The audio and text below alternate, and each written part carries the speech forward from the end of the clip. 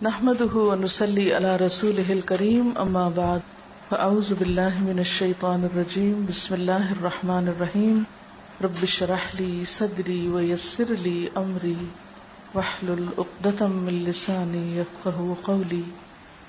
عن ابي هريرة قال قال رسول الله صلى الله عليه وسلم بدأ الاسلام غريبا وسيعود كما بدأ غريبا فطوبى للغرباء. رواہ مسلم. حضرت ابو ہریرہ رضی اللہ تعالی عنہ سے روایت ہے کہ رسول اللہ صلی اللہ علیہ وسلم نے فرمایا، اسلام اجنبی شروع ہوا اور پھر اسی طرح اجنبی ہو جائے گا جیسے شروع ہوا تھا، مبارک ہو ان اجنبیوں کو. اسے مسلم نے روایت کیا ہے. اس حدیث کی وضاحت مسند احمد کی ایک روایت سے ہوتی ہے. قیل یا رسول اللہ ومن الغرباء، آپ سے پوچھا گیا کہ اے اللہ کے رسول صلی اللہ علیہ وسلم یہ غرباء کون ہیں؟ قال، تو آپ نے فرمایا الذین یصلحون اذا فسد الناس، یہ وہ لوگ ہیں جو اصلاح کا کام کریں گے، معاشرے کی حالت سدھارنے کا کام کریں گے جبکہ عامت الناس بگاڑ کا شکار ہو جائیں گے. ترمذی کے الفاظ میں ہے تو پھر خوشخبری ہو ان غرباء کے لیے یا اجنبیوں کے لیے کہ جو میرے بعد میرے چھوڑے ہوئے راستے میں لوگوں کے ہاتھوں جو فساد آئے گا اس کو درست کریں گے. یعنی میری سنت میں جو بگاڑ پیدا ہوگا، میرے طریقے میں جو بگاڑ آئے گا اس کی اصلاح کریں گے. پہلی حدیث میں تو صرف یہ بتایا گیا کہ اسلام جب شروع ہوا تھا تو اجنبیت کی حالت میں، لوگ اس کو پہچانتے نہیں، ان کے لیے ایک اجنبی آواز تھی. پھر آپ نے پیشن گوئی فرمائی کہ ایک وقت آئے گا کہ دوبارہ یہی حال ہو جائے گا، لوگوں کے لیے اصل خالص سچے اسلام کی پہچان دشوار ہو جائے گی.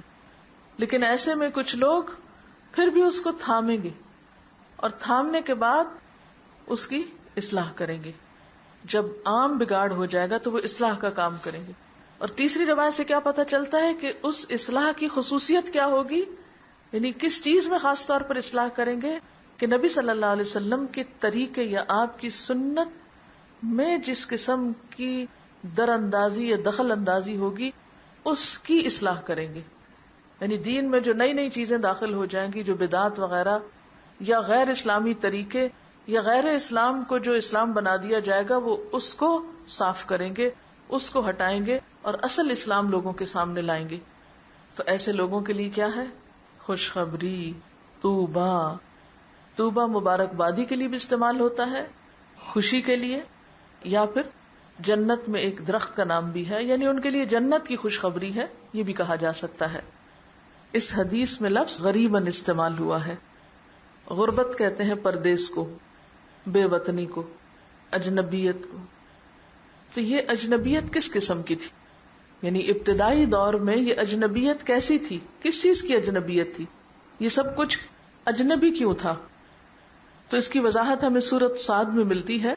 وَعَجِبُوا أَن جَاءَهُم مُنذِرٌ مِّنْهُمْ وَقَالَ الْكَافِرُونَ هَذَا سَاحِرٌ كَذَّابٌ أَجَعَلَ الْآلِهَةَ إِلَٰهًا وَاحِدًا إِنَّ هَذَا لَشَيْءٌ عُجَابٌ وَانطَلَقَ الْمَلَأُ مِنْهُمْ أَنِ امْشُوا وَاصْبِرُوا عَلَىٰ آلِهَتِكُمْ إِنَّ هَذَا لَشَيْءٌ يُرَادُ مَا سَمِعْنَا بِهَذَا فِي الْمِلَّةِ الْآخِرَةِ إِنْ هَذَا إِلَّا اخْتِلَاقٌ أَأُنزِلَ عَلَيْهِ الذِّكْرُ مِن بَيْنِنَا بل ہم فی شک من ذکری بل لما یذوقوا عذاب.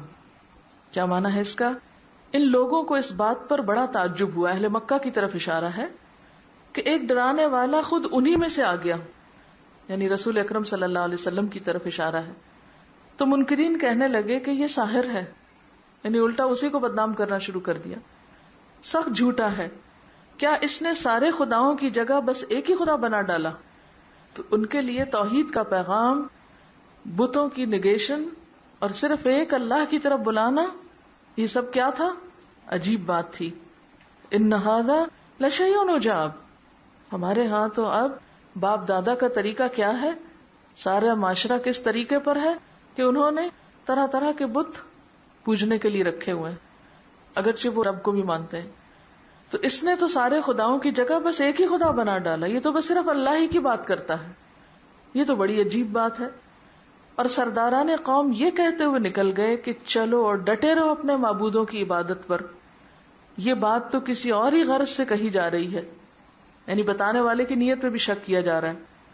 یہ بات ہم نے زمانہ قریب کی ملت میں سے کسی سے نہیں سنی، یہ اتنی عجیب بات ہے کہ کوئی اور نہیں کہتا، بس یہی ایک شخص اس کی طرف بلا رہا ہے، انوکھی سی آواز ہے، ایک نئی بات ہے، یہ کچھ نہیں ہے مگر ایک من گھڑت بات۔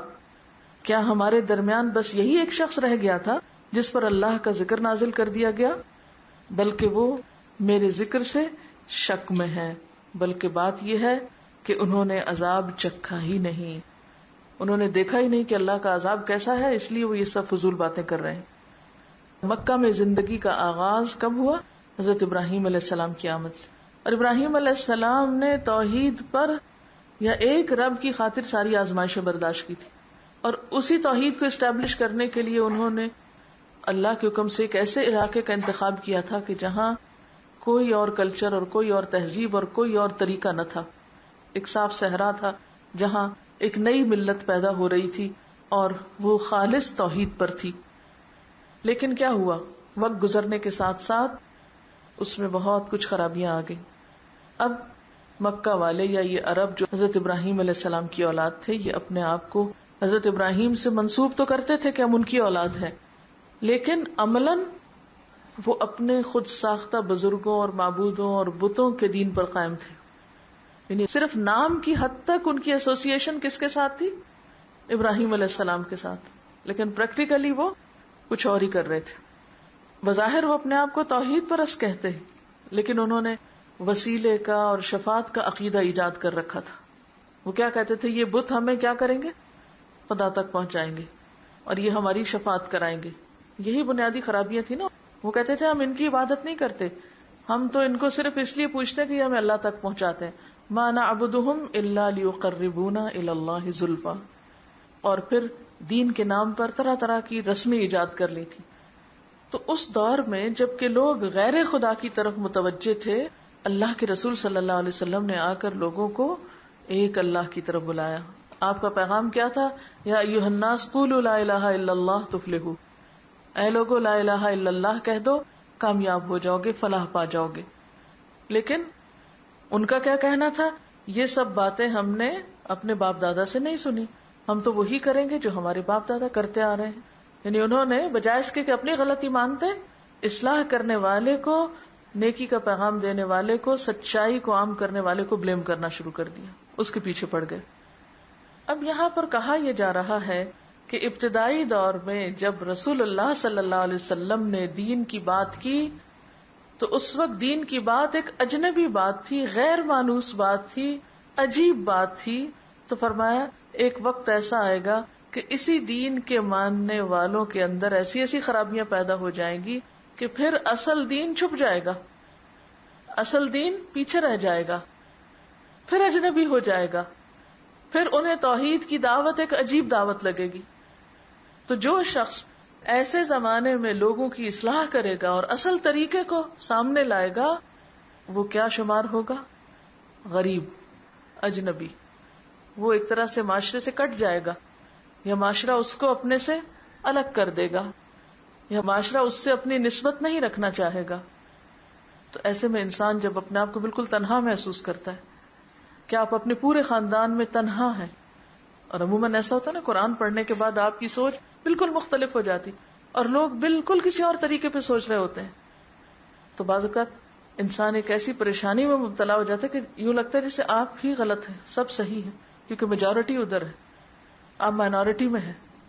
تو انسان کو کبھی کبھی اپنے اوپر شک ہونے لگتا ہے نا، یا پھر انسان سوچتا ہے کہ میں نے کیا مشکل پال لی، آسان طریقہ تو یہی تھا کہ چلو تم ادھر کو ہوا ہو جدھر کی۔ تو یہاں پر فرمایا نہیں، طوبیٰ للغرباء، ایسے لوگ چاہے کم ہی کیوں نہ ہو، آٹے نمک کے برابر ہی کیوں نہ ہو، لیکن اصل کامیاب وہی ہیں، اللہ کے پسندیدہ وہی ہیں۔ تو گویا آج کے دور میں بھی اصل دین کا احیاء، اس کو لوگوں کے سامنے لانا، سچی بات کرنا مشکل ہے، لیکن اس مشکل میں پڑنے والوں کے لیے خوشخبری ہے، مبارک ہیں وہ لوگ جو اجنبیت کے دور میں خدا کے دین کو پہچان لیں اور آخری زمانے میں ایسے لوگ ہوں گے اور انہیں بہترین لوگ قرار دیا گیا. ایک حدیث میں آتا ہے، ابو عبیدہ بن جراح سے روایت ہے کہ ہم نے رسول اللہ صلی اللہ علیہ وسلم کے ساتھ کھانا کھایا. پھر میں نے کہا کہ اے خدا کے رسول، کیا کوئی ہم سے بہتر ہے؟ کیونکہ صحابہ کرام کے بارے میں آتا ہے رضی اللہ عنہم ورضوا عنہ، اللہ کے چنے ہوئے لوگ. تو وہ کہنے لگے کہ کیا ہم سے کوئی بہتر ہوگا؟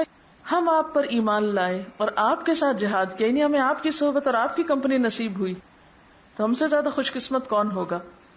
آپ نے فرمایا، ہاں، ایک گروہ جو مجھ پر ایمان لائے گا حالانکہ اس نے مجھے دیکھا نہیں ہوگا، یعنی دیکھا نہیں ہوگا پھر بھی مجھ پر ایمان لائے گا. تو اس سے مراد صرف وہ لوگ نہیں جو روایتی طور پر مسلمان ہو گئے ہوں کہ مسلمانوں کے گھر میں پیدا ہو گئے اور صرف لا الہ الا اللہ پڑھ لی. اس سے مراد کون لوگ ہیں؟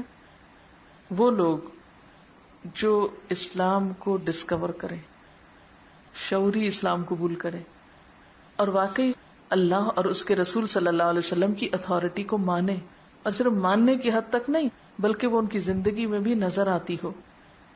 اب آپ دیکھیے کہ یہاں الفاظ قابل غور ہیں کہ بدأ الاسلام غریبا، اسلام اجنبی تھا، پھر اجنبی ہو جائے گا، یعنی اسلام اجنبی ہو جائے گا، تو پھر اسلام کے ساتھ جو چیزیں وابستہ ہیں وہ بھی اجنبی ہو جائیں گی نا. مثلا رسول، اب رسول اللہ صلی اللہ علیہ وسلم کے نام لینے والے تو کروڑوں کی تعداد میں، لیکن آپ کو پہچاننے والے کتنے؟ اللہ کا نام لینے والے تو بہت ہے، لیکن اللہ کی معرفت کتنے لوگوں میں ہے؟ قرآن پڑھنے والے تو بہت ہیں یا قرآن کے ماننے والے تو بہت ہیں، لیکن قرآن کی روح کتنے لوگوں نے پائی ہے؟ یہ سب چیزیں اجنبی ہی تو ہو گئی ہیں. تو بات یہ ہے کہ جو شخص اسلام کی ایسی اجنبیت کے زمانے میں اسلام کو پالے گا پھر اس کا حال صحابہ کے حال جیسا ہوگا، وہ ان غرباء میں شریک ہو جائے گا، یعنی اسی راستے اور اسی طریقے کا احیاء کر رہا ہوگا، اسی طریقے پر چل رہا ہوگا. صراط الذین انعمت علیہم کی پالیسی اختیار کرے گا، اسی رستے کو اپنا رستہ سمجھے گا. لیکن ہمارے ہاں اس رستے کو رستہ سمجھنے والے لوگ کتنے ہیں؟ آج دین کے نام پر کس قدر فرقہ واریت ہے، ہم اپنے آپ کو کن کن ناموں سے منسوب کرتے ہیں، کس کس نام سے پہچانے جاتے ہیں. آج ہمارے ہاں اسلام کے نام پر عموماً مسلک کی دعوت دی جاتی ہے، کسی ایک خاص گروہ یا پارٹی کو اختیار کرنے کی دعوت دی جاتی ہے، حالانکہ قرآن و حدیث میں کہیں بھی تقلید ائمہ کا حکم موجود نہیں. لیکن قرآن میں یہ ضرور آتا ہے فَإِنْ آمَنُوا بِمِثْلِ مَا آمَنْتُمْ بِهِ فَقَدْ اهْتَدَوْا، کہ اگر لوگ اس طرح ایمان لائیں گے جیسے صحابہ کرام ایمان لائے تو ہدایت یافتہ ہوں گے. یعنی ہدایت کا معیار، صحیح رستے پر چلنے کا معیار کس کو بنایا گیا؟ صحابہ کے طریقے پر چلنے کو. لیکن اس طرف دعوت دینے والے کتنے لوگ ہیں، ان کی طرف بلانے والے کتنے ہیں؟ ہر ایک اپنے اپنے امام اور اپنے اپنے گروہ کی طرف تو اسٹرانگلی کھینچتا ہے، لیکن ان کے طریقے کی طرف کتنے لوگ بلاتے ہیں؟ تو اس سے پتہ چلتا ہے کہ ہدایت پر تو وہ ہوتا ہے جس کا ایمان صحابہ کے ایمان کی طرح ہو. تو اہدنا الصراط المستقیم جب ہم کہتے ہیں تو ساتھ ہی کیا کہتے ہیں؟ صراط الذین انعمت علیہم. اور اس سے مراد کون ہے؟ من النبیین والصدیقین والشہداء والصالحین. اور ان کے ائمہ کون تھے؟ صحابہ کرام تھے. اور ان میں سے جس کا طریقہ بھی اختیار کیا جائے، یعنی جس کی پرسنالٹی کو بھی اپنے سے زیادہ ریلیٹ کر سکے، تو انسان بھٹکتا نہیں، کیونکہ آپ صلی اللہ علیہ وسلم نے ان کے عمل کو اپروو کیا تھا، کیونکہ ان کا عمل آپ کی موجودگی میں ہوتا تھا. تو جہاں جہاں اصلاح کی ضرورت تھی وہ اصلاح کر دی گئی. تو بات یہ ہے کہ یہاں اسلام کی اجنبیت کی بات جو کی گئی، اس کے بارے میں ایک حدیث میں آتا ہے، مسلم کی حدیث ہے، اسلام شروع میں بھی اجنبی تھا اور دوبارہ اجنبی ہو جائے گا جیسا کہ ابتدا میں تھا، اور وہ سمٹ کر 2 مسجدوں میں آ جائے گا، یعنی مسجد حرام اور مسجد نبوی، جیسے سانپ سمٹ کر اپنے بل میں چلا جاتا ہے. یعنی ایک وقت فتنے کا ایسا آئے گا کہ پوری دنیا سے اصل اسلام کی پہچان ختم ہو جائے گی، لوگ طرح طرح کے طریقوں پہ عمل کرنے لگیں گے. ایک اور حدیث بھی ہے، سیدنا مرداس اسلمی رضی اللہ تعالی عنہ سے روایت ہے کہ نبی کریم صلی اللہ علیہ وسلم نے فرمایا، نیک لوگ یکے بعد دیگرے گزر جائیں گے، یعنی دنیا سے رخصت ہو جائیں گے. اس کے بعد جو کے بھوسے یا کھجور کے کچرے کی طرح کے لوگ دنیا میں رہ جائیں گے جن کی اللہ تعالیٰ کو ذرا بھی پرواہ نہ ہوگی، یعنی اللہ تعالیٰ کے نزدیک ان کی کوئی بھی اہمیت نہ ہوگی۔ یہاں پر آپ دیکھ رہے ہیں کہ لفظ حفالہ استعمال ہوا ہے۔ حفالہ کہتے ہیں ہر گھٹیا چیز کو۔ حفالہ تو طعام ہوتا ہے، کھانے میں ایسی چیز جو کھائی نہ جائے، پھینک دی جائے۔ مثلاً آپ گوشت کھا رہے ہیں، چکن کھا رہے ہیں، تو کیا آپ سارے کا سارا کھا جاتے ہیں؟ نہیں، اس میں جو صاف حصہ ہوتا ہے وہ کھا لیتے ہیں۔ جو ہڈیاں ہوتی ہیں یا ناپسندیدہ چیز کوئی بھی ہوتی ہے تو اس کو آپ کیا کرتے ہیں؟ الگ کرتے جاتے ہیں پلیٹ میں۔ پھر اسی طرح بعض سبزیاں جب آپ پکانے لگتے ہیں تو ان کے اندر کا حصہ نکال لیتے ہیں، چھلکا اتار کے پھینک دیتے ہیں۔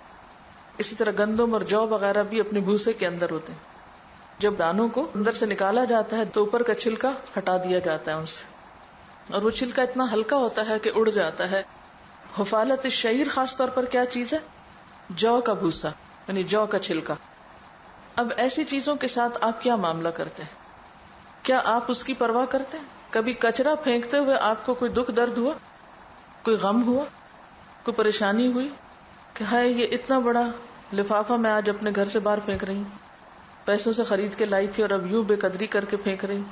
کبھی خیال آیا؟ اس کے برعکس کیا خیال آتا ہے؟ شکر ہے جان چھوٹی، صفائی ہوئی۔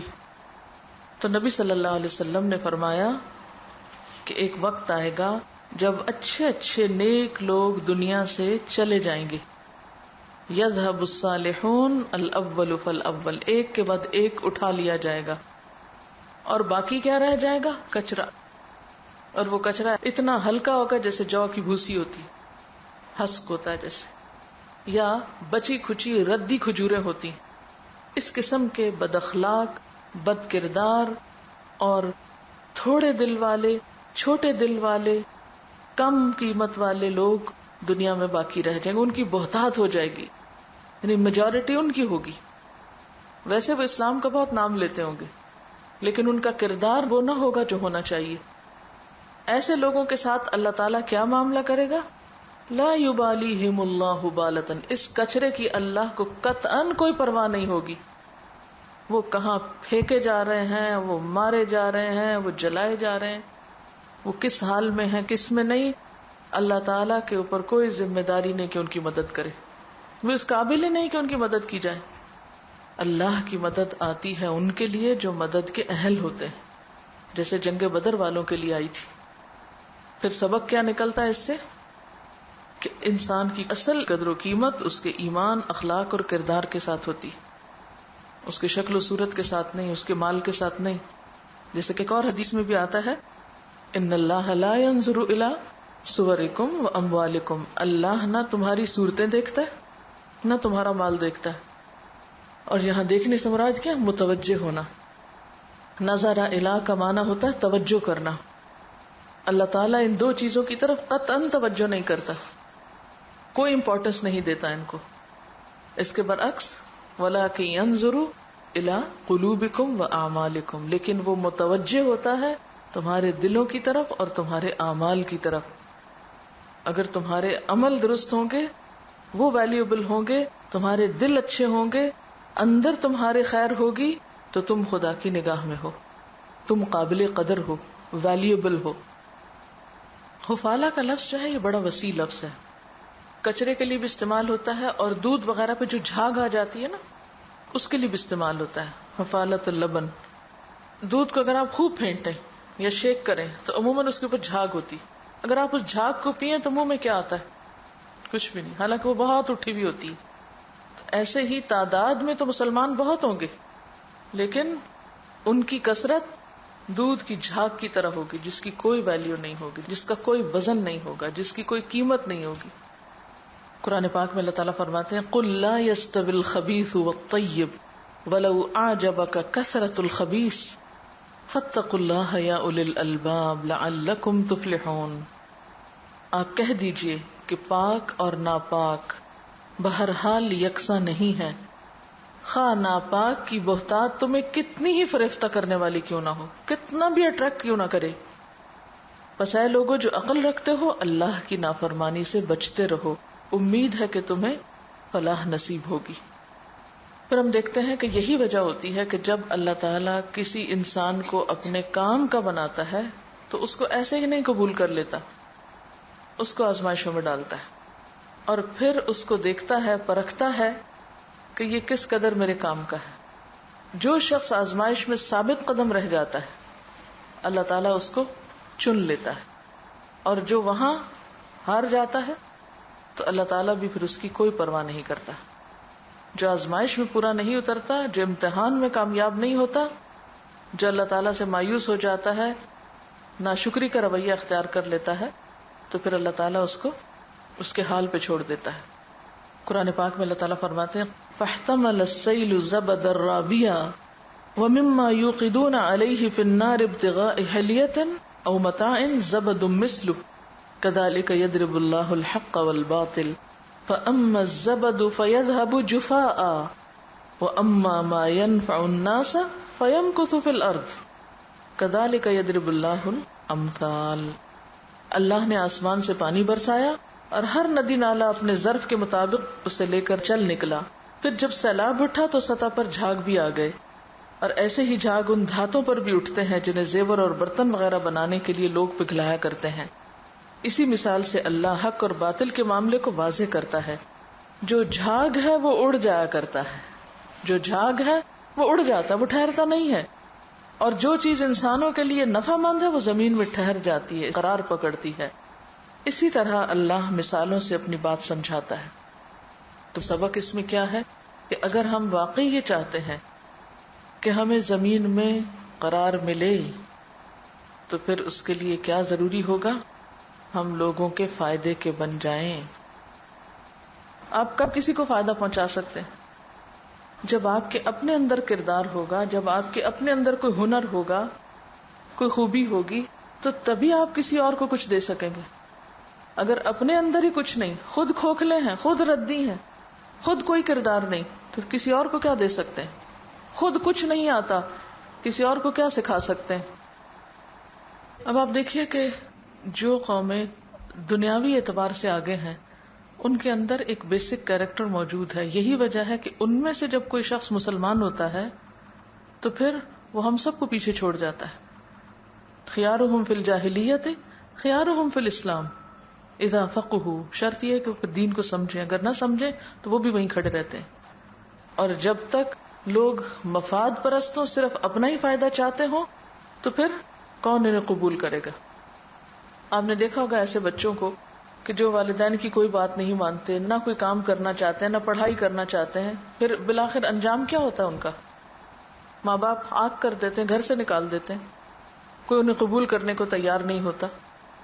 اسی طرح جو نااہل، بیکار، نکمے قسم کے لوگ ہوتے ہیں، جو محنت نہیں کرنا چاہتے، جو اپنی جان جوکھوں میں نہیں ڈالنا چاہتے، جو کسی چیز کے لیے تکلیف نہیں اٹھانا چاہتے، وہ بھی کہیں قرار نہیں پکڑ سکتے، انہیں بھی کوئی قبول نہیں کرتا، وہ بھی جم نہیں سکتے۔ ہم چاہتے کیا ہیں کہ ہم قرار بھی پکڑیں لیکن ہم کوئی تکلیف بھی نہ اٹھائیں۔ یہ اللہ کا قاعدہ نہیں ہے۔ ہم مسلمان اب کیا چاہتے ہیں؟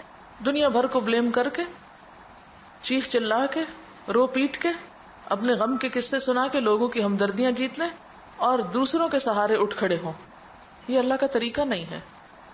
کوئی بھی قوم دوسروں کے سہارے عزت نہیں پا سکتی۔ خدا نے آج تک اس قوم کی حالت نہیں بدلی، نہ ہو خیال جس کو آپ اپنی حالت کے بدلنے کا۔ جب تک ہم خود محنت نہیں کریں گے، کردار سازی نہیں کریں گے، واقعی مشکلات سے نہیں گزریں گے، ان چیلنجز کو قبول نہیں کریں گے جو ضروری ہیں آگے بڑھنے کے لیے، تو ہم دنیا میں عزت نہیں پا سکتے۔ دنیاوی ترقی کا بھی کوئی شارٹ کٹ نہیں ہے، کوئی شارٹ کٹ نہیں ہے۔ کیا پھتیلی پہ سرسوں جمائیں؟ بغیر حقیقی قابلیت پیدا کیے آپ سمجھیں کہ پھر آپ کی کوئی مارکیٹ ویلیو ہو؟ ہرگز نہیں۔ جب تک کہ آپ کے اندر کا اصل جوہر نہیں سامنے آتا، جب تک آپ محنت نہیں کرتے، جب تک آپ تکلیف نہیں اٹھاتے۔ ہم چاہتے کیا ہے کہ ہماری زندگی کمفرٹیبل تو کیا عیاشی سے بھری ہوئی ہو، اور پھر ہم اللہ اور بندوں کے حقوق بھی ادا کر لیں۔ یہ کیسے ممکن ہے؟ تکلیف اٹھائے بغیر، مشقتوں کے بغیر کب کوئی بڑا بنا ہے؟ من طلب العلا سحر اللیالی، جس نے بلندیاں چاہی وہ تو راتوں کو جاگا۔ ہماری راتیں کس لیے جاگتے ہوئے گزرتی ہیں؟ کیا واقعی ہم کوئی تعمیری کام کر رہے ہوتے ہیں؟ حضرت ثوبان کہتے ہیں کہ رسول اللہ صلی اللہ علیہ وسلم نے فرمایا، ان قریب امتیں تمہارے اوپر چڑھ دوڑنے کے لیے ایک دوسرے کو اس طرح بلائیں گی جس طرح کھانے والے ایک دوسرے کو دسترخوان کی طرف بلاتے ہیں. یعنی ایک وقت آئے گا جب امتیں ایک دوسرے کو اکٹھا کریں گی، آؤ ان مسلمانوں کے اوپر حملہ کریں، آؤ انہیں پکڑ کے ختم کریں، کوڑے کا ڈھیر ہے صفائی کر دیں اس کی. اب دیکھیے کہ آپ صلی اللہ علیہ وسلم کے الفاظ کہ تمہارے اوپر چڑھ دوڑنے کے لیے ایک دوسرے کو اس طرح بلائیں گی جس طرح کھانے والے ایک دوسرے کو دسترخوان کی طرف بلاتے ہیں، آؤ کھانا کھائیں، آؤ کھانا کھائیں. جب آپ کسی پارٹی دعوت میں ہو تو آپ اس طرح تو نہیں کرتے کہ اکیلے جا کے کھانا شروع، سب کو اچھا آپ بھی آ جائیں، آپ بھی آ جائیں، آپ بھی آ جائیں، کوئی رہ تو نہیں گیا، کسی ایک کو بھی نہیں چھوڑتے، سب کو بلاتے ہیں. تو اس طرح بہانا چاہیے کہ کس وقت کس کے اوپر چڑھ دوڑا جائے. تو ایک آدمی نے عرض کیا شاید اس وقت ہم تعداد میں کم ہوں گے اس لیے سارے ہمیں اٹھا کے ختم کرنا چاہیں گے. آپ نے ارشاد فرمایا نہیں، بلکہ تم کثرت میں ہوگے، بہت تعداد ہوگی تمہاری، لیکن تمہاری حیثیت پانی کے اوپر بہنے والی جھاگ کی مانند ہوگی. تمہاری حیثیت جھاگ کی طرح ہوگی. اللہ تمہارے دشمن کے دلوں سے تمہارا رعب ختم کر دیں گے اور تمہارے دلوں میں وہن پیدا فرما دیں گے. ایک آدمی نے عرض کیا اے اللہ کے رسول صلی اللہ علیہ وسلم، وہن کا کیا مطلب ہے؟ یہ وہن کیا چیز ہوتی؟ آپ نے فرمایا دنیا کی محبت اور موت سے نفرت. کسی بھی قیمت پہ بس دنیا مل جائے ہمیں، چاہے دین بیچے، ایمان بیچے، اخلاق بیچے، کچھ بھی جائے ہاتھ سے، دنیا کی محبت. اور دوسری طرف موت سے نفرت. موت کیا ہے؟ زندگی دینے کا نام ہے نا. ہم زندگی تو کیا اپنی زندگی کا کچھ وقت بھی نہیں دینا چاہتے اللہ کے لیے، کچھ تکلیف بھی نہیں اٹھانا چاہتے. ہم کہتے ہیں ہمارے کیے بغیر محض ہماری خوبصورت تمناؤں اور اچھی اچھی دعاؤں سے ہی دین کا کام ہو جائے، ہم کوئی تکلیف نہ اٹھائیں. کوئی بھی چیز اپنے اوپر کتنی لیتے ہیں جب ہماری اپنی کوئی سوچ ہی نہیں، کوئی اصول ہی نہیں، کوئی ضابطہ ہی نہیں، کوئی طریقہ ہی نہیں، کوئی ڈسپلن ہی نہیں، محض اندھا دھند تقلید ہے. وہ فلاں شخص کامیاب ہو گیا اس میں بھی آنکھیں بند کر کے اس کے پیچھے چل پڑوں، شاید مجھے بھی اس میں سے کچھ حصہ مل جائے. جب ہم لوگوں کے پیچھے کانٹوں اور تنکوں کی طرح بہتے چلے جا رہے ہیں پانی کے relay per, go with the flow, جدھر سب جا رہے ہیں تم بھی ادھر ہی چلو. وہ کیوں جا رہے ہیں، کس لیے جا رہے ہیں، یہ نہیں پتا. ہر چیز میں نقالی ہے، بغیر سوچے سمجھے چیزوں کو کرنا شروع کر دینا، چاہے وہ ہمارے اصولوں، روایات، اخلاق، دین، مذہب سے کچھ میل کھاتی ہوں یا نہ کھاتی ہوں. کتنے ہی لوگ ہیں جو دنیا کے حقیر فائدوں کی خاطر اپنا دین، ایمان، اخلاق، شرافت، عزت، ہر چیز قربان کر ڈالتے ہیں. چند سکوں کی خاطر کیسے کیسے عزتیں بیچ دی جاتی ہیں. تو پھر ایسے لوگ کیا کچرے کی طرح نہ ہوں گے جن کے اندر کوئی کردار کی خوشبو نہ ہو؟ کیا وہ کوڑا کرکٹ ہی نہ بن جائیں گے؟ پھر ایسے کوڑے کی اللہ کو کیا ضرورت ہے؟ آپ صلی اللہ علیہ وسلم نے یہ بھی فرمایا قیامت قائم نہیں ہوگی مگر بدترین لوگوں پر. آپ صلی اللہ علیہ وسلم نے یہ بھی فرمایا تم لوگ اسی طرح چھانٹے جاؤ گے جس طرح اچھی کھجوریں ردی کھجوروں سے چھانٹی جاتی ہیں. اچھی کھجوریں ردی کھجوروں سے چھانٹ لی جاتی. تم میں سے نیک لوگ اٹھا لیے جائیں گے، بدترین لوگ باقی رہ جائیں گے. تو اس وقت اگر مر سکو تو مر جانا، یعنی پھر تمہارے لیے زندہ رہنے کا کوئی جواز نہیں ہے. جب تمہارے اوپر اتنا زوال آ جائے تو پھر جسے کہتے ہیں نا کہ پھر تو ڈوب مرو. بہت سارے لوگ محض روایات کے پابند ہوتے ہیں. آپ کیا ہیں جو آپ کا ماحول ہے، آپ کی پرائرٹیز کیا ہیں، آپ کے شوق کیا ہیں، آپ کی چوائس کیا ہے، آپ کے نزدیک اہمیت کن چیزوں کی ہے، یہ سب کچھ آپ کہاں سے اخذ کرتے ہیں؟ اپنے ماحول سے، اپنے دائیں بائیں سے. اگر آپ کے ارد گرد کام کرنے والے لوگ ہیں تو آپ کے اندر بھی ایک کام کا شوق پیدا ہو جائے گا، اور اگر آپ کے ارد گرد نکمے بیکار قسم کے لوگ ہیں تو اس کمپنی سے آپ بھی متاثر ہو جائیں گے. تو عموماً لوگوں کی روش کیا ہوتی ہے، چلو تم ادھر کو، ہوا ہو جدھر کی، جدھر سب زمانہ چل رہا ہے تم بھی ادھر کو چلو. یعنی روایات کو توڑنا یا روایات کے برعکس چلنا یہ بڑے عزم الامور کا کام ہوتا ہے. اس کے لیے ایمان اور توکل کی ضرورت ہوتی ہے. تو اس کی عدم موجودگی میں پھر آسان راستہ کیا ہوتا ہے کہ روم میں جا کر کیا کرو جو رومنز کرتے ہیں. اور آج ساری دنیا میں یہی نعرہ ہے کہ اسیمیلیٹ کرو اپنے آپ کو، جس کلچر، جس معاشرے، جس جگہ میں رہتے ہو ویسے ہی بن جاؤ. اب امن کا فارمولا یہی دیا جا رہا ہے کہ جس جگہ ہو ویسے ہی ہو جاؤ، نئی بات نہ کرو، اللہ رسول کی بات مت کرو. اس سے لوگوں میں فتنہ اور انتشار پھیلتا ہے، اس سے لوگ ڈیوائیڈ ہوتے ہیں. اور عام روزمرہ زندگی کے معمولات میں بھی آپ دیکھیے کہ جو قومیں کام کرتی ہیں وہاں لوگ کام کرتے ہیں، اور جو قومیں بیکار ہیں وہاں عموماً بیکاری ہے. کیونکہ ہوا ہوتی ہے نا ایک معاشرے کی، پوری فضا ہوتی ہے کسی بھی کام کے کرنے کے لیے. تو ایسے میں خصوصاً دین پر چلنے والے لازماً اپنے معاشرے میں اجنبی ہو جاتے ہیں. اس پر سعد الغامدی کا ایک نشید ہے، وہ آپ کو تھوڑا سا سناؤں گی، پھر اس کے بعد اس کا ترجمہ کروں گی، جس سے آپ کو پتہ چلے گا کہ اجنبی کون ہوتا ہے. ليس الغريب هو الذي فارق الديار وودع الأهل، ولكن الغريب هو الذي يجد والناس من حوله يلعبون، ويصحو والناس من حوله ينامون، ويسلك درب الخير والناس في ضلالهم يتخبطون. وصدق الشاعر إذ يقول: قال لي صاحب أراك غريبا بين هذا الأنام دون خليلي، قلت كلا بل الأنام غريب أنا في عالمي وهذه سبيلي. هذا هو الغريب، غريب عند العابثين من البشر، ولكنه عند ربه في مقام كريم. نحن الجباه غرباء بدأ الإسلام غريبا وسيعود غريبا كما بدأ، فطوبى للغرباء. غرباء غرباء غرباء. کیا سمجھ رہے ہیں؟ غربا عربی زبان سے غربا. غربا کہیں بھی ہو ان کا باہم کوئی نہ کوئی کنیکشن تو ہوتا ہی ہے نا. تھوڑا سا ترجمہ میں کر دیتی ہوں. وہ کہتے ہیں کہ لیس الغریب هو الذی فارق الدیار، غریب یا اجنبی پردیسی وہ نہیں ہوتا جس نے گھر چھوڑا ہو. فارقہ فراق ہو، الدیار یعنی اپنے گھر کا، وودع الاہل اور اپنے اہل و عیال کو اس نے وداع کیا ہو یا خدا حافظ کہا ہو. یعنی اجنبی یا پردیسی وہ نہیں ہوتا کہ جس نے گھر بار چھوڑا ہوا ہو. عموماً تو غریب اس کو کہتے ہیں نا. اجنبی پردیسی کون ہوتا ہے؟ جو اپنے وطن اور گھر والوں سے دور ہو. کہتا ہے ولیکن الغریب، لیکن غریب یا اجنبی تو وہ ہوتا ہے هو الذی یجد، جو سخت محنت کرتا ہے، والناس من حولہ یلعبون، اور لوگ اس کے آس پاس کھیل کود میں مشغول ہوتے ہیں. یعنی سارے لوگ جب کھیل کود میں لگے ہوئے ہوتے ہیں تو وہ کیا کرتا ہے؟ سخت محنت کر رہا ہوتا ہے. وہ یسحو، اور جاگ رہا ہوتا ہے، والناس من حولہ ینامون، اور لوگ اس کے آس پاس سو رہے ہوتے ہیں، چاہے غفلت کی نیند یا ویسے، یعنی راتوں کو کام کرتا ہے.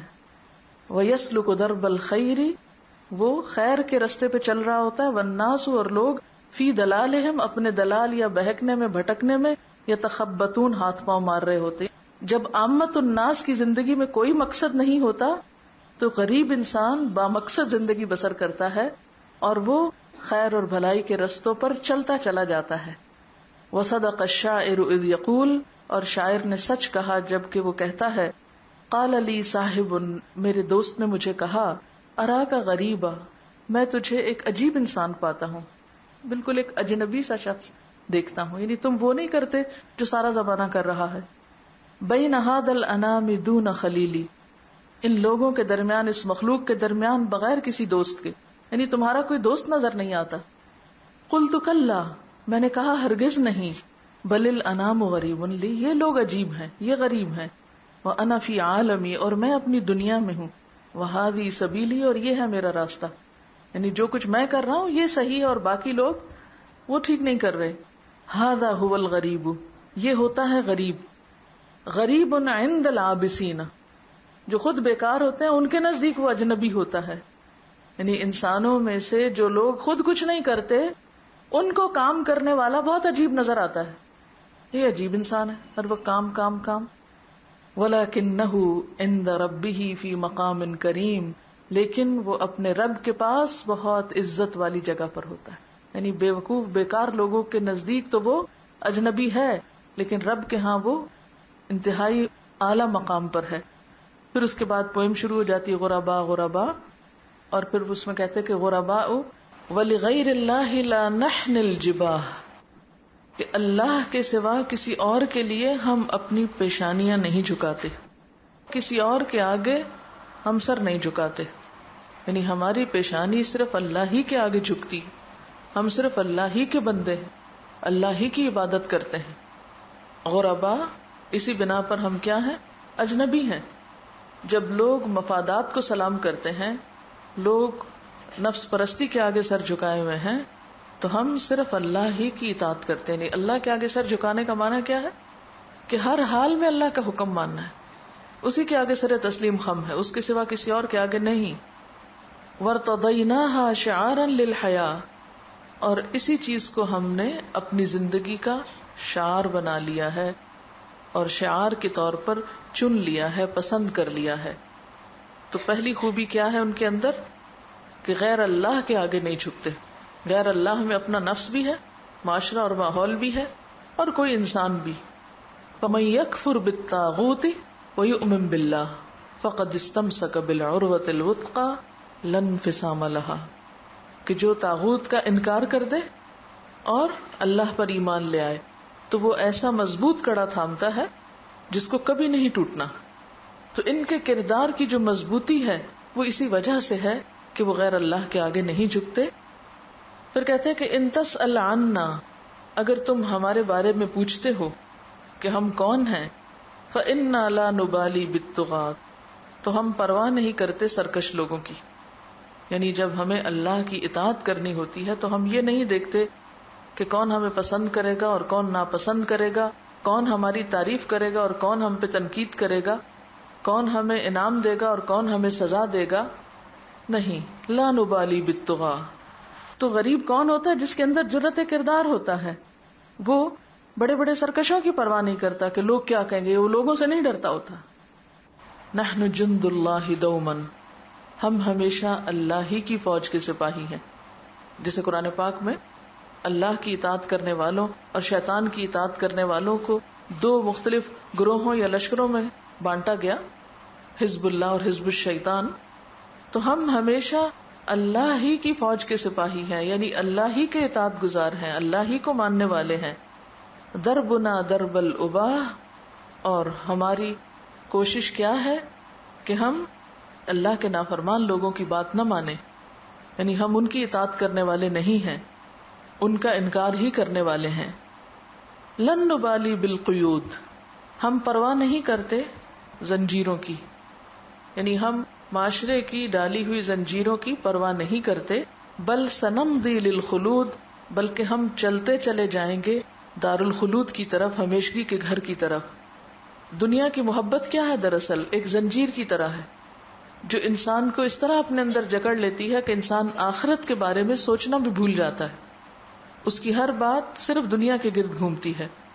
تو کہتے ہیں کہ لن نبالی بالقیود، ہم ان پابندیوں کی اور ان چیزوں کی پرواہ نہیں کرتے، بلکہ ہماری تو نظر آخرت کی طرف ہے۔ فلنجاہد ونناضل ونقاتل من جدید، تو ہمیں چاہیے کہ ہم نئے سرے سے جد و جہد کریں، اسٹرگل کریں، کوشش میں لگے رہیں، کسی بھی ایسی چیز کی پرواہ نہ کریں کہ جو ہمیں اللہ کی اطاعت سے روکنے والی ہو۔ غربا ہاکذا الاحرار فی دنیا العبید، اس طرح ہوتے ہیں آزاد منش انسان اس غلام دنیا میں، یعنی یہ دنیا جو ہمیں اپنی غلامی میں لینا چاہتی ہے۔ دنیا کیسے غلامی میں لیتی؟ کسی بھی چیز کا انسان غلام کب ہوتا ہے؟ جب انسان اس چیز کے بغیر رہ نہ سکے، جب اس چیز کے بغیر جی نہ سکے۔ مثلاً اگر آپ میں سے کوئی یہ کہتا ہے کہ میں چائے کے بغیر جی نہیں سکتا، یا میں میٹھے کے بغیر جی نہیں سکتا، تو یہ کیا ہو گیا؟ آپ میٹھے کے غلام ہو گئے، آپ چائے کے غلام ہو گئے۔ تو اسی طرح جو شخص دنیا کی کسی بھی چیز کو اپنے لیے ناگزیر قرار دیتا ہے کہ اس چیز کے بغیر تو میں زندگی کا تصور ہی نہیں کر سکتا، تو وہ کہتا ہے کہ اجنبی لوگ کون ہوتے ہیں؟ آزاد منش انسان ہوتے ہیں۔ دنیا کی محبت انہیں اپنی زنجیروں میں نہیں جکڑ سکتی، وہ دنیا کی غلامی سے بے نیاز ہوتے ہیں۔ کم تذاکرنا زمانا یوم کنا سعدا، کہ جب ہم خوش قسمت تھے، یعنی مسلمان عروج پر تھے، تو ہم زمانے کو یا دنیا کو سبق سکھانے والے تھے۔ کس چیز کا؟ بکتاب اللہ، اللہ کی کتاب کا، نتلوہ صباحا و مساء، جسے ہم صبح و شام پڑھتے ہیں۔ اگر دیکھا جائے تو اجنبی کون ہوتا ہے، غریب کون ہوتا ہے؟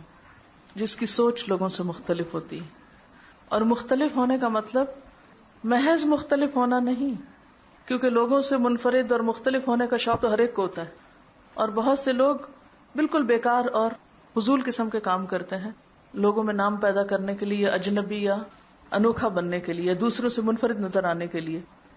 لیکن یہاں مراد کیا ہے کہ محض انوکھا ہونا یا محض الگ تھلگ ہونا ہی یہاں کو خوبی نہیں، بلکہ انوکھا کس معنی میں، اجنبی کس معنی میں؟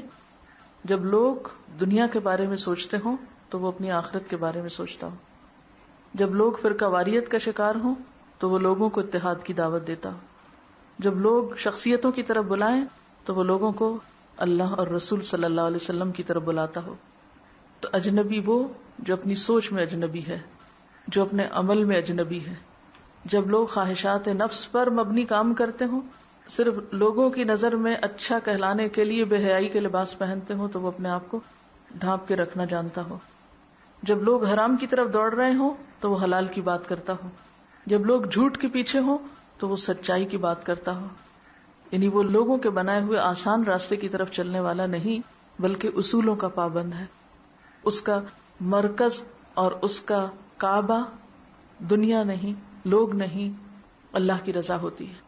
جب لوگ دنیا کی طرف دیکھ رہے ہوتے ہیں اس کی نگاہوں میں جنت سمائی ہوئی ہوتی ہے۔ جب لوگ دنیا بنانے کے لیے دوڑ رہے ہوں تو وہ اپنی آخرت بنانے کے لیے دوڑ رہا ہوتا ہے۔ اس کے غم کچھ اور ہوتے ہیں، اس کی خوشیاں کچھ اور ہوتی ہیں، اس کی لذت اور سکون اور آنکھوں کی ٹھنڈک کسی اور چیز میں ہوتی ہے۔ نتیجتاً وہ اس خوشی کو پانے کے لیے مشکل راہوں سے گھبراتا نہیں۔ عامت الناس کا عمومی حال کیا ہوتا ہے کہ وہ روایات کے غلام ہوتے ہیں، اور صرف انہی چیزوں کو قبول کر سکتے ہیں یا کرنا چاہتے ہیں جو ان کی روایات کے محافظ ہوں یا جو ان کی خواہشات کی تکمیل کرتے ہوں۔ اسلام کا بھی وہ صرف وہ رخ دیکھنا چاہتے ہیں، صرف وہ چیز لینا چاہتے ہیں جو ان کے دنیاوی مفادات کا تحفظ کرتا ہو۔ تو عام طور پر اس کا سبب کیا ہے؟ اس کا سبب جہالت ہے، سب سے پہلے تو لا علمی ہے، پھر اچھے رول ماڈلز کا نہ ہونا ہے، پھر علم آنے کے باوجود، رول ماڈلز بیچ میں ہونے کے باوجود پھر اس راستے کو اختیار نہ کرنا کہ راستہ مشکل ہے، یا پھر خواہشات نفس اتنی غالب ہیں کہ وہ خواہشات کا غلام بن چکا ہے۔ جسے اللہ کے رسول صلی اللہ علیہ وسلم پر جب پہلی وحی آئی تھی اور آپ پریشان ہوئے تھے اور آ کر حضرت خدیجہ سے ذکر کیا اور وہ آپ کو ورقہ بن نوفل کے پاس لے گئی، تو اس نے کیا کہا تھا کہ ایک وقت آئے گا جب تمہاری قوم تمہیں نکال دے گی۔ تو انہوں نے حیران ہو کر کہا ابا مخرجیہم، مجھے نکال دیں گے؟ یعنی میرا قصور کیا ہوگا کہ مجھے یہ نکال دیں گے؟ تو انہوں نے کیا کہا تھا کہ ایسا نہیں ہوا کہ جب بھی کوئی شخص ایسا پیغام لے کر آیا ہو تو پھر لوگوں نے اس کے ساتھ یہ سلوک نہ کیا ہو۔ اچھا، اسی طرح جب ہم کسی دیش میں اجنبی ہوتے ہیں تو وہاں دل نہیں لگاتے، وہاں بیٹھ نہیں جاتے، فوراً سوچتے ہیں کہ گھر لوٹیں۔ تو دنیا میں اجنبی ہو کر رہنے والوں کا دنیا میں دل نہیں لگتا، ان کی فکر پر آخرت بنانا غالب ہوتی ہے، دنیا کے غم ان کے غم نہیں رہتے، ان کا غم کچھ اور ہوتا ہے، ان کے غم، ان کی خوشیاں، ان کی ہر چیز فرق ہو جاتی ہے۔ جن چیزوں پہ لوگ روتے ہیں وہ ان پر سکون سے بیٹھے ہوتے ہیں، جن چیزوں کے پیچھے لوگ حسرتیں کرتے ہیں ان چیزوں سے وہ واسطہ بھی نہیں رکھتے۔ اور یہ کیفیت اسی وقت آ سکتی ہے للذین آمنوا وعلی ربہم یتوکلون، جو دنیا کے نفع نقصان سے بالا ہو کر اپنے رب پر بھروسہ کرتے ہیں اپنے ہر معاملے کے اصلاح اور فائدے کے لیے۔ تب آپ سچ پر اور حق پر جم سکتے ہیں، ورنہ اگر آپ مفادات کی رو میں بہنے والے ہوں تو آپ کہیں بھی نہیں جم سکتے۔ عام طور پر ہم سمجھتے ہیں کہ جب دین پر چلیں گے تو ہم معاشرے میں، سوسائٹی میں مس فٹ ہو جائیں گے۔ بہت سے لوگ قرآن پڑھنے کے بعد یہ کہتے ہیں کہ ہم اپنے گھر میں مس فٹ ہو گئے، لیکن ایسے ہی مس فٹ لوگوں کے لیے تو خوشخبری ہے، طوبی للغرباء۔ ہم خوشخبری بھی چاہتے ہیں اور فٹ بھی ہونا چاہتے ہیں، تو یہ دو کام نہیں ہو سکتے۔ تو خلاصہ یہ ہے کہ اصل چیز سچائی ہے، حق ہے، خیر ہے، بھلائی ہے، اللہ کی رضا ہے، چاہے وہ پورے معاشرے میں سے صرف آپ کو اختیار کرنی پڑے، اور کامیابی انہی لوگوں کے لیے۔ اپنے آپ کو لوگوں کا غلام نہ بنائیں۔ لا الہ الا اللہ کہنے کا مطلب ہی یہ ہے کہ اللہ کے سوا کوئی الہ نہیں، معبود نہیں، اور ہر نماز میں اللہ اکبر کہنے کا مطلب یہی ہے کہ اللہ سب سے بڑا ہے اور اس کا حکم بھی سب سے بڑا ہے اور اس کا راستہ بھی اصل راستہ ہے. تو ایسے میں پھر مضبوطی ارادہ کی ضرورت ہے. ان الذین قالوا ربنا اللہ ثم استقاموا کی ضرورت ہے. ایسے لوگوں کے لیے پھر کیا ہے؟ خوشخبری ہے. تتنزل علیہم الملائکۃ الا تخافوا ولا تحزنوا وابشروا بالجنۃ التی کنتم توعدون. ایسے ہی لوگوں کے لیے خوشخبری ہے. اگر دنیا میں آپ دھتکار بھی دیے گئے ہیں، چھوڑ بھی دیے گئے ہیں، آپ تنہا محسوس کرتے ہیں، تو بھی آپ تنہا نہیں. جس کے ساتھ رب ہوتا ہے وہ کبھی تنہا نہیں ہوتا. طوبی للغرباء، اگر لوگوں نے آپ کو ریجیکٹ کر بھی دیا ہے تو اللہ کی طرف سے آپ کے لیے خوشخبری ہے. تو بات یہ ہے کہ ہمیں دیکھنا یہ کہ ہماری چوائس کیا ہے، ہم کیا چاہتے ہیں. واقعی اس خوشخبری کے مستحق ہونا چاہتے ہیں تو پھر ہم نے اگر وہ رستہ اختیار کر لیا تو پھر لازمی طور پر ہمارے خواہشات اور جذبات اور دلچسپیاں اور تعلقات اور محبتیں اور نفرتیں سب اس کے تابع ہو جائیں گی. ہماری ساری ترجیحات اس کے تابع ہوں گی. پھر ہمارے جتنے بھی معاملات ہیں وہ دین کے تقاضوں کے مطابق ہونے لگیں گے. اندر سے باہر تک ایک ہی چیز ہو جائیں گے. اور وہ کیا کہ ہم جس کے بندے ہیں، جو ہمارا خالق ہے، جو ہمارا مالک ہے، وہی ہمارے لیے سب سے اہم ہے اور اسی کا راستہ اور اسی کا طریقہ ہمارے لیے اصل طریقہ ہے. اور یہ ہے غیر اللہ کی بندگی سے نکل کر اللہ کی بندگی کو اختیار کرنا. سورۃ المائدہ میں یہود و نصارہ کے بارے میں بتایا گیا کہ انہوں نے اس نصیحت کا بڑا حصہ کھو دیا جو انہیں نبیوں کے ذریعے دی گئی تھی. فَنَسُوا حَظًّا مِّمَّا ذُكِّرُوا بِهِ، اس کا نتیجہ یہ ہوا کہ وہ سواء السبیل سے بھٹک گئے. ان کے دلوں میں قساوت پیدا ہو گئی، وہ باہمی اختلاف اور ٹکراؤ میں مبتلا ہو گئے. فَنَسُوا حَظًّا مِّمَّا ذُكِّرُوا بِهِ کی تشریح حضرت حسن بصری نے ان الفاظ میں کی ہے کہ انہوں نے دین کے عراہ کو چھوڑ دیا اور اللہ تعالیٰ کے ان وظائف کو ترک کر دیا جن کے بغیر اعمال کبھی قبول نہیں کیے جاتے. عروہ جمع عراہ کے لفظی معنی کاج کے ہیں. کاج کس کو کہتے ہیں؟ وہ چیز جس میں کوئی چیز اٹکائی جائے. استعمالی معنی کے لحاظ سے اس کا مطلب ہے نفیس مال. نفیس مال کے لیے بھی یہ لفظ استعمال ہوتا ہے. کسی چیز کا بہتر حصہ، مضبوط حصہ، تبھی تو اس سے کچھ لٹکا سکتے ہیں. اس لحاظ سے آیت کا مطلب یہ ہوگا کہ یہود و نصارہ کو جو دین دیا گیا تھا اس کا اصل حصہ انہوں نے بھلا دیا. نسوا حظًا مما ذکروا بہ. اب جو چیز وہ دین کے نام پر لیے ہوئے ہیں وہ گویا ایک ایسا جسم ہے جس سے اس کی روح نکل گئی ہو. دین کا ایک ظاہری حصہ ہے اور ایک اس کا مانوی حصہ. دین کا مانوی حصہ دوسرے لفظوں میں اس کا خدائی حصہ ہے، یعنی خدا سے سب سے زیادہ ڈرنا، اس سے سب سے زیادہ محبت کرنا، اس کے آگے قلب اور دماغ کا پوری طرح جھک جانا. یہ دین کا عراہ ہے. دین کے ظاہری حصے سے مراد وہ خارجی اعمال ہیں جو مختلف مواقع پر مختلف انداز سے کیے جاتے ہیں. دین کے ظاہری حصے سے مراد کون سے اعمال ہیں؟ جو مختلف مواقع کی مناسبت سے ہم کرتے ہیں. کسی امت کا سواء السبیل پر ہونا یہ ہے کہ دین اس کے اندر مانوی یعنی خدائی پہلو کے اعتبار سے زندہ ہو، یعنی دین کی روح زندہ ہو. مگر جب امت میں بگاڑ آتا ہے تو اگرچہ اس کے درمیان اب بھی دین کے نام پر بہت سی سرگرمیاں جاری رہتی ہیں، مگر اس کی زندگی سے خدا حذف ہو جاتا ہے. دین کا مانوی پہلو گم ہو جاتا ہے اور دین کا ظاہری پہلو مزید اضافے کے ساتھ اس کے درمیان ابھر آتا ہے. ظاہری پہلو مزید اضافوں، بدعات وغیرہ کے ساتھ اور زیادہ نمایاں ہونے لگتا ہے. دور زوال میں دین اپنی شکل کے اعتبار سے ختم نہیں ہوتا، البتہ وہ اپنی روح کے اعتبار سے ختم ہو جاتا ہے. خدا کی بڑائی کے چرچے کرنا لوگ نہیں جانتے، البتہ خدا کے نام پر دوسری چیزوں کے چرچے سے وہ خوب واقف ہوتے ہیں. یعنی دین کے نام پر اللہ کے سوا اوروں کی بڑائی خوب بیان ہوتی ہے. فضائل اعمال اور مسائل اعمال کا زور، تاریخ اسلام اور حکومت اسلام کے چرچے، اکابر امت اور بزرگان دین کے تذکرے، جشن میلاد اور ایصال ثواب کے ہنگامے، سب اسی کی مثالیں ہیں. جب دین کا خدائی پہلو حذف ہو جاتا ہے تو ہر شخص اپنے ذوق کے مطابق اس کا کوئی ظاہری پہلو لے لیتا ہے. کوئی ایک چیز کو دین مانتا ہے، کوئی دوسرے کو، اور اسی کے اوپر اپنی زبان اور قلم کی ساری قوت صرف کرنے لگتا ہے. جب کسی امت کا یہ حال ہو جائے تو یہ اس کی علامت ہے کہ وہ سواء السبیل سے ہٹ گئی. اس نے دین کا بڑا حصہ کھو دیا، وہ خدا کی رحمت سے دور چلی گئی۔ حضرت حسن بصری تابعی نے تقریباً 70 صحابہ کو دیکھا تھا۔ انہوں نے ایک بار اپنے زمانے کے مسلمانوں سے کہا کہ تم لوگ جتنے زیادہ نفل نمازیں پڑھتے ہو اور جتنے نفل روزے رکھتے ہو، اصحاب رسول اتنا زیادہ نہیں کرتے تھے، اس کے باوجود وہ تم لوگوں سے افضل تھے۔ پوچھا گیا کہ کیوں وہ افضل تھے؟ حضرت حسن بصری نے جواب دیا، ان کے سینوں میں اللہ کا خوف پہاڑ سے بھی زیادہ بڑا تھا۔ لوگ انسانی عظمتوں میں گم ہیں، صحابہ کرام خدائے ذوالجلال کی عظمتوں میں گم تھے۔ لوگ عوام کی مرضی پر نظر رکھتے ہیں کہ عوام کیا پسند کرتے ہیں، صحابہ کرام خدا کی مرضی کو دیکھتے تھے۔ لوگوں کو قیادت کے سٹیج پر نمایاں ہو کر تسکین ملتی ہے، صحابہ کرام تواضع کے خلوت قدوں میں تسکین پاتے تھے۔ لوگ بولنا جانتے ہیں، صحابہ کرام چپ رہنا جانتے تھے۔ لوگ ہنگاموں میں جیتے ہیں، صحابہ کرام تنہائیوں میں جیتے تھے۔ لوگوں نے دنیا کے مسئلے کو مسئلہ سمجھ رکھا ہے، صحابہ کرام نے آخرت کے مسئلے کو اپنا مسئلہ بنایا تھا، اپنا بھی اور دوسرے انسانوں کا بھی۔ وہ دین کا جو بھی کام کرتے تھے وہ اپنے اور دوسروں کی آخرت کی فکر کرتے ہوئے کرتے تھے۔ لوگ وقتی کامیابیوں کی طرف دوڑتے ہیں، صحابہ کرام وہ لوگ تھے جو ابدی کامیابی کے شوق میں وقتی کامیابی کو اس طرح بھلا چکے تھے جیسے اس کا وجود ہی نہیں۔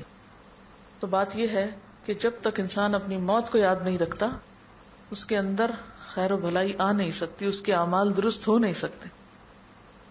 ہمارا سیکریفائسنگ ایٹیٹیوڈ نہیں ہوتا۔ اگر اسلام کو کسی دوسرے لفظ میں آپ بیان کرنا چاہیں نا تو دوسرا لفظ اس کے لیے قربانی ہے۔ اسلام کس چیز کا نام ہے؟ قربانی کا نام ہے، اور مسلسل قربانی۔ ابراہیم علیہ السلام نے اس کی آخری جو حد تھی اس کو چھو لیا تھا کہ بیٹے تک کو قربان کر دیا تھا، اور مسلسل قربانیاں کی تھی، ایک کے بعد ایک، ہر چیز کی قربانی۔ اسلام نام ہے قربانی کا، لیکن ہم اسلام کو بھی چاہتے ہیں، دنیا کی عزت بھی چاہتے ہیں، آخرت کی عزت بھی چاہتے ہیں، اور کسی بھی چیز کی قربانی نہیں دینا چاہتے، کسی بھی چیز کی۔ ہر قربانی کے موقع پر ہمارے پاس عذروں کی ایک لمبی لسٹ ہوتی، مجبوریوں کی ایک لمبی لسٹ ہوتی۔ ہم تو مجبور لوگ ہیں، کمزور لوگ ہیں، یہ اس لیے نہیں کر سکتے، وہ اس لیے نہیں کر سکتے، یہ مسئلہ ہے، وہ مشکل ہے، طویل بہانے۔ لیکن ان سارے بہانوں سے کیا اصل ذمہ داری پوری ہو جاتی ہے؟ نہیں۔ کوئی کام اس وقت تک نہیں ہوتا جب تک آپ اس کو کریں نہیں، کوئی کام کیے بغیر نہیں ہوا کرتا۔ لیکن ہم کیا سمجھتے ہیں کہ ہم اپنی باتوں سے دوسروں کو مطمئن کر دیں اور کام کرنے کے وقت میں بہانوں سے دوسروں کو راضی کر دیں۔ اس سے کبھی بھی نہ دنیا کی تقدیر بدلتی ہے نہ آخرت کی بدلتی۔ تو اگر ہم واقعی چاہتے ہیں کہ اللہ کے ہاں کوئی مقام ملے تو پھر اس کے لیے لازم ہے کہ ہم کردار کی دولت سے خود کو مالا مال کریں۔ سبحانک اللہم و بحمدک، نشہد ان لا الہ الا انت، نستغفرک و نتوب الیک۔